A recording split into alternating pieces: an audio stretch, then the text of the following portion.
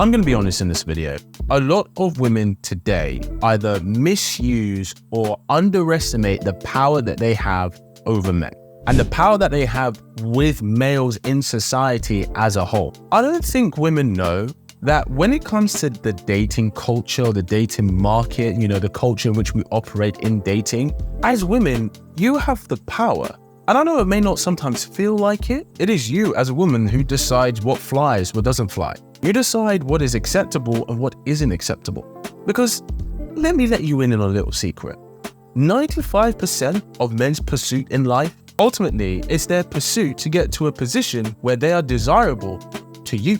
That's why a man being able to get women is supposed to be a sign of the kind of quality of guy he is. Not necessarily him having great character, but he definitely has something about him that is desirable. He has a high quality about him, otherwise women wouldn't want him. Men are strong, but women are powerful. Why? Because it is the feminine that inspires and moves the masculine. That's why women like Cleopatra and women like Marilyn Monroe will always go down in history. Why? Because every man wanted them and every man wanted to be around them. They used their feminine ways to charm men, had men fighting over them, had men wanting to serve them. And before you think it was just because they're attractive women, well, yes, their physical appearance would have played into that, let's be real here. But that isn't what made them incredible women of their time. Because if we're being honest, there's no shortage of attractive women. But it's the way they were when they were around men. Men felt rejuvenated by their presence. What they brought into a room. The word is alluring. They were alluring to men. That's why a lot of women loved them or hate them because they had either great admiration for them and they wanted to be like them, or it came out of spite because maybe there was a little bit of envy, and men were constantly inspired to serve them in one way, wanting to try and give them everything that they wanted. The book I'm reading at the moment, The Case Against the Sexual Revolution by Louise Perry. It's a great read if you haven't read it. You definitely should. But did you know that the majority of slut shaming actually comes from other women? Why? Because women recognize that those who give away sex freely and easily reduces the overall power and influence women have in relationship to men within the culture or the society. Just giving away sex like it doesn't mean anything, and it does mean something. Like, let's take the typical scenario, right? Where you have a guy and a girl and they're in a situationship, which basically means that they're having sex, but there's no commitment from him to her. She may be exclusive to him because she doesn't want to indulge in anyone else, but he's not explicitly expressed that he's committed.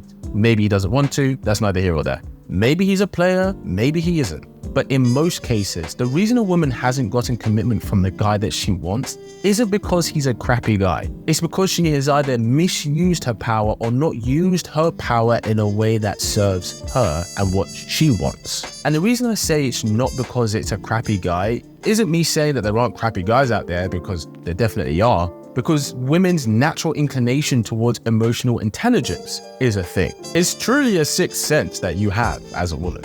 And that intuition that women have, 90% of the time, if she meets a guy that's bad news, she feels it. She subtly picks up on little cues or little signs. But maybe because she likes how successful he is, how hot he is, how charming or intelligent he is, and that she wants a piece of that, she ignores all those signs because she believes that he'll either grow out of it or that she can change him. And we really have to let this notion go that we can change someone, because we can't. They can and will only change for themselves when they're ready to.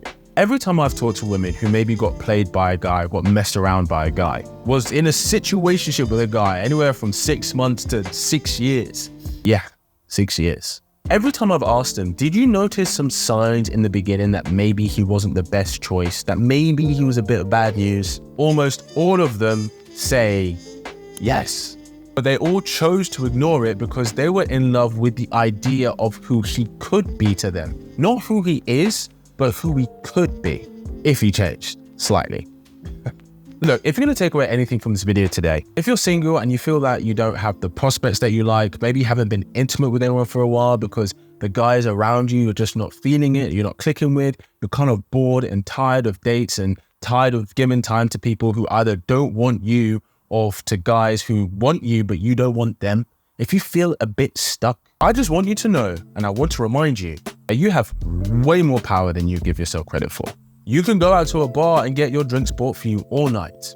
while getting in free, might I add. You can go to the library and have a really cool guy ask for your number because you took the same interest in a book. But either of that can only happen if you make the effort to do so.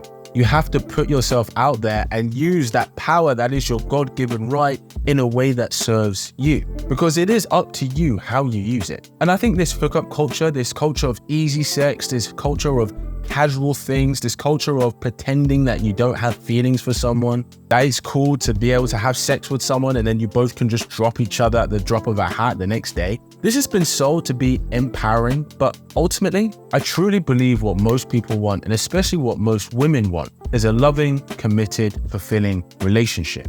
And the irony is, this thing that has been sold to women to be empowering is actually disempowering them when it comes to their love lives.